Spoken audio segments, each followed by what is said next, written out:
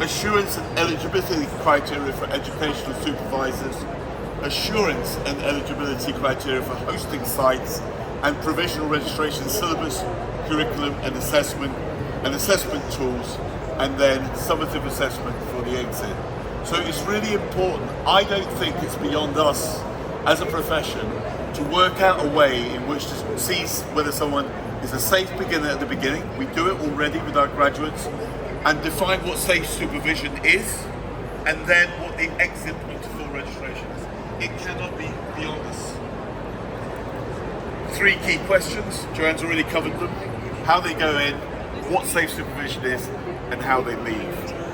And then finally, we've been talking about, does provisional registration allow inclusion of performer lists? As it currently stands, we believe it does, as long as the provisional registration with the GDC. And also, if included in the performance list, can care be delivered? We also believe currently, as the legislation stands, it does. So I just want to finish also that actually as part of our work 2 or 3 years ago, there was a team based around Lincolnshire and the Yorkshire region where they went out to Kerala to visit about 4 or 5 sites in which to check out and see what the differences were. And there was a variation in the syllabuses and the teaching that was going on. However, within that, there were a couple of the dental schools there which were deemed to be really, really good.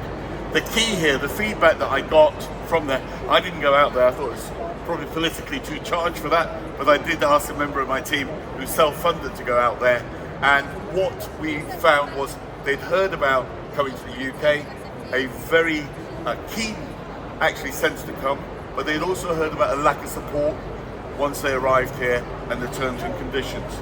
So the main issue is about the support structures. So we've been talking about this morning I've been talking about the current support structures all focused around dentists, practice owners, and actually we need to make sure that we've got a culture change of having a complete support structure overall. So meanwhile, conscious of time, I'm going to try and regain some for you. Essentially what I'm talking about is we need to make sure the support is there, whether it's an international or someone who's just graduated from this country.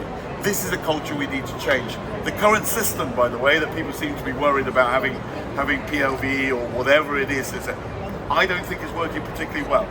We are getting stories about how people have been treated, how there's not the level of respect, and actually the terms and conditions are wrong. I just think there's a way that we can do this better. I'll leave it at that.